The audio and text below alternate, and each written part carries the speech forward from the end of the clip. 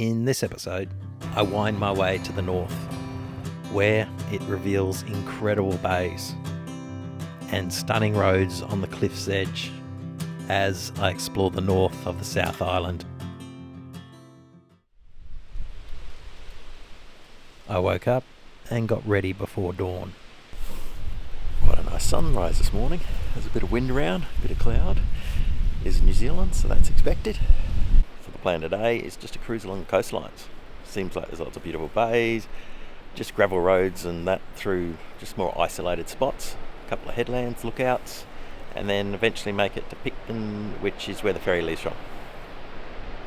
Wind's picking up.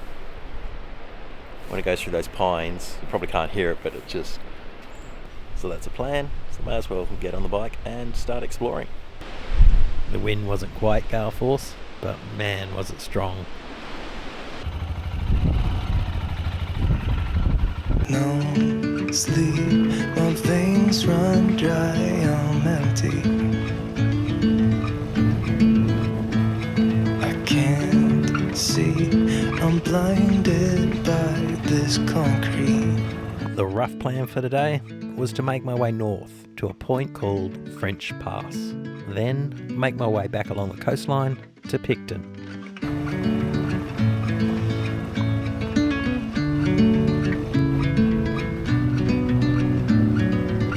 Now that's an awesome looking cloud.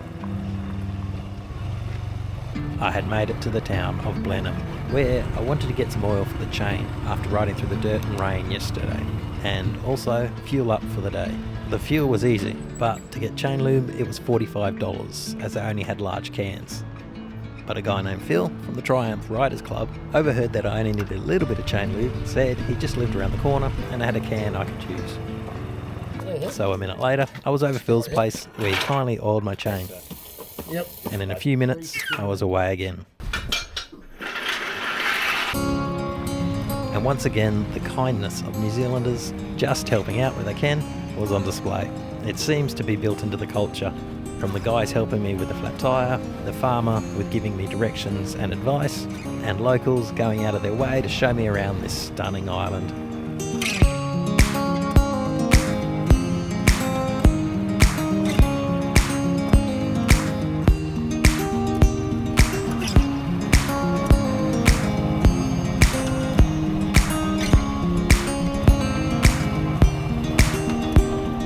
Once I crossed the single lane bridge, it opened up into a valley for a short period. Then I looked down at the navigation map and well, that's a lot of turns.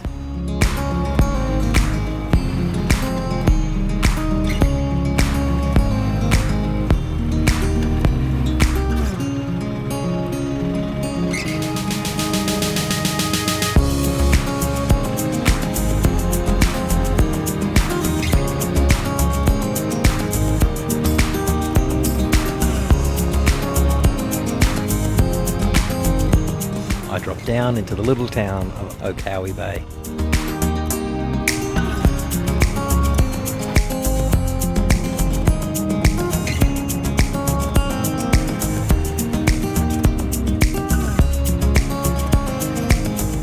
The road climbed back up, occasionally missing quite large sections. The vegetation opened up and you could see all the small little bays down below.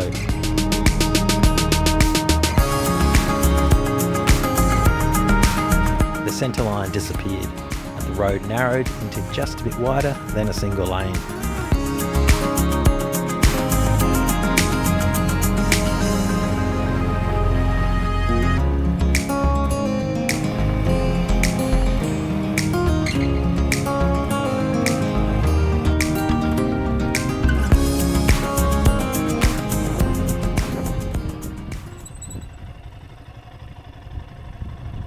A bit gusty up here, but how was that road in? Insane. Perfect for this bike. Absolutely perfect. Having that smaller front wheel, the 19 inch instead of 21.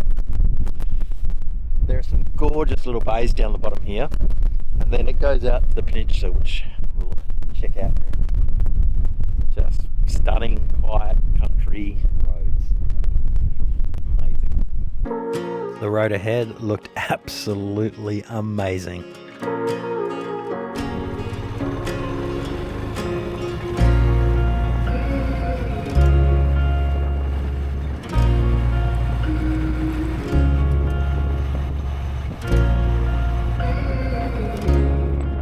I had to stop and take in the view.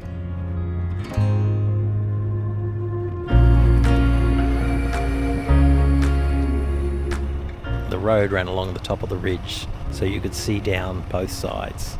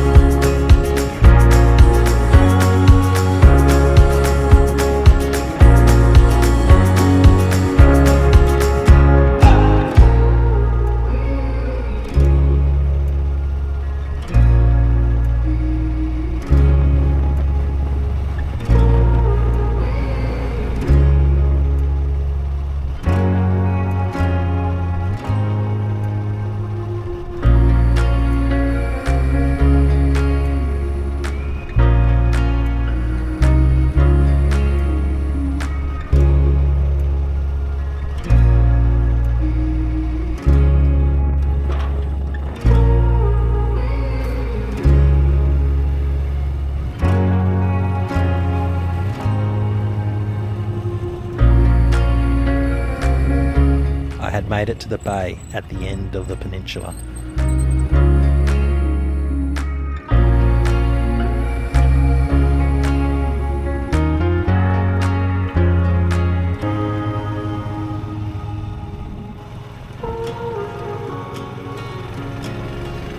I rode back up to the lookout.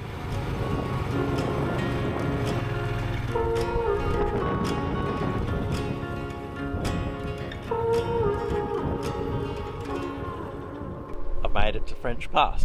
Well, this is the little lookout above the little town on one street. It is also the place where you can get a ferry over to the other island over here, which is, I think it's D'Urville.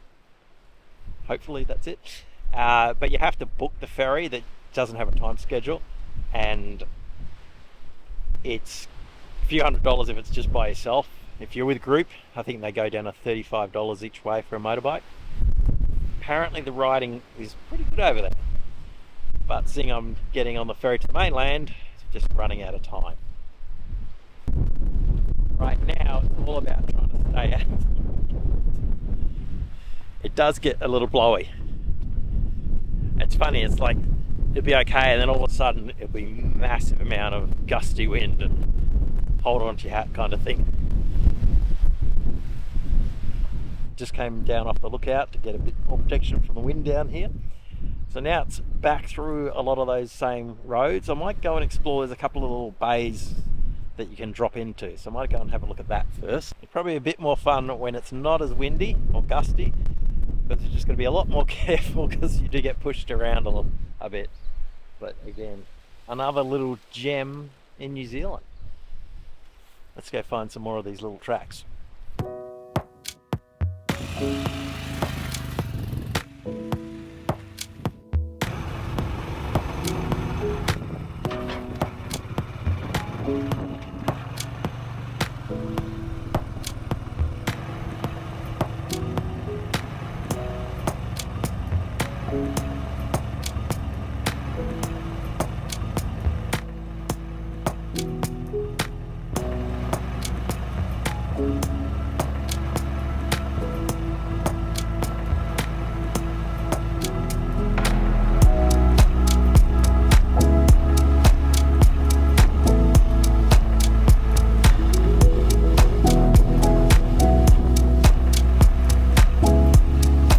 Decided to take a look at the dirt track to my left.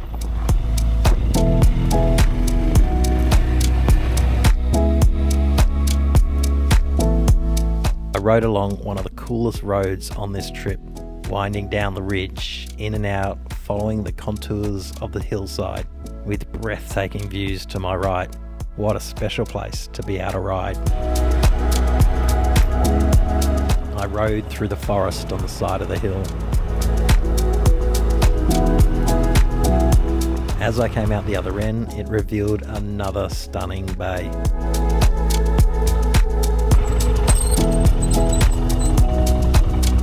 I headed to the right to see if I could get right down to the water's edge.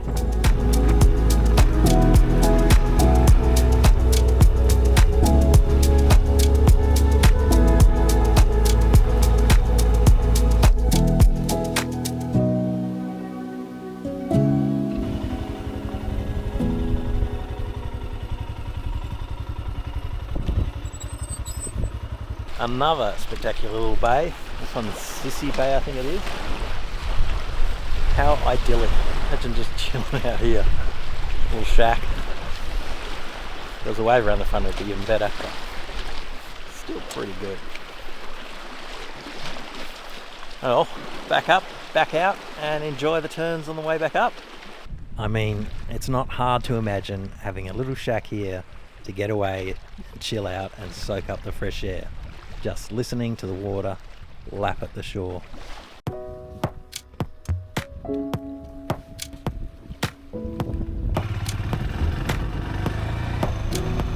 And of course, what else would you expect? Another little bay just around the corner.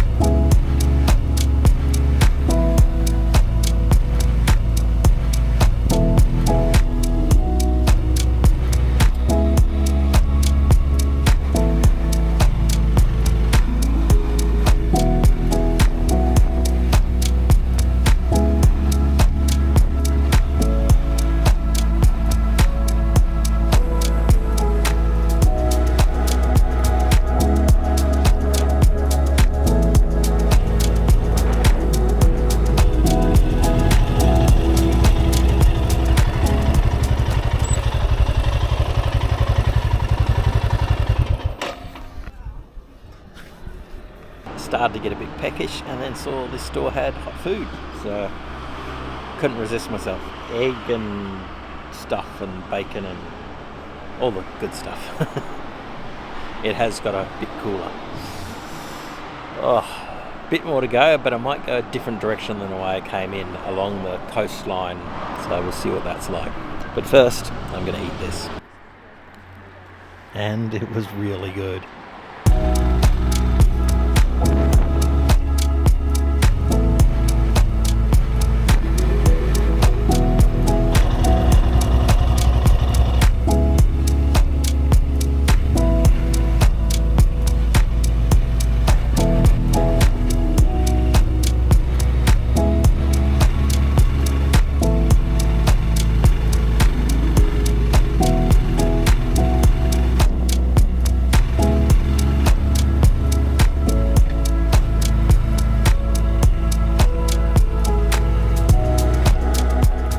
Had to pull over and check this out. That's a lot of wood. It's a lot of trees. It's a lot of IKEA. The massive size of the machinery they're using makes the logs look like matchsticks. Plus a small pile of wood chips. Although I was fascinated by the machinery, I got back onto the road for the last stretch.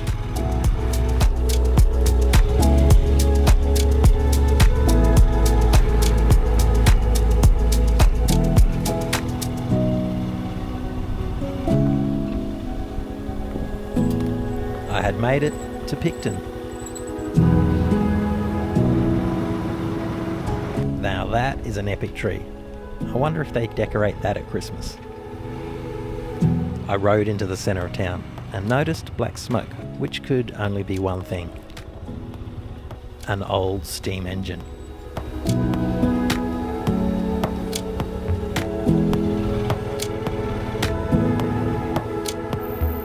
I pulled into the campsite and checked in.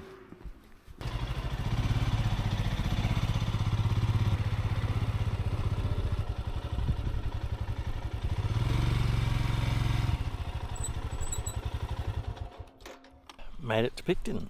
I actually booked a campsite this time because the ferry leaves at 7, so we've got to be there before 6, so probably 6:30, 6:45, and got to get up before and pack up the tent, and there's no free camping anywhere near town or anywhere to stash a camping site, so yeah, I thought I'd make it easy on myself. I got on with setting up my tent. After a long day on the bike and an early start tomorrow, I decided to call it a day.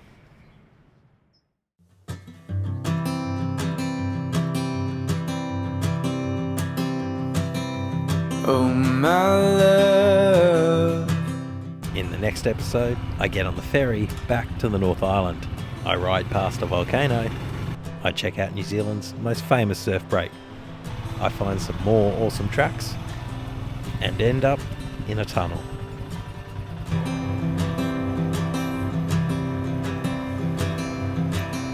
No, my love.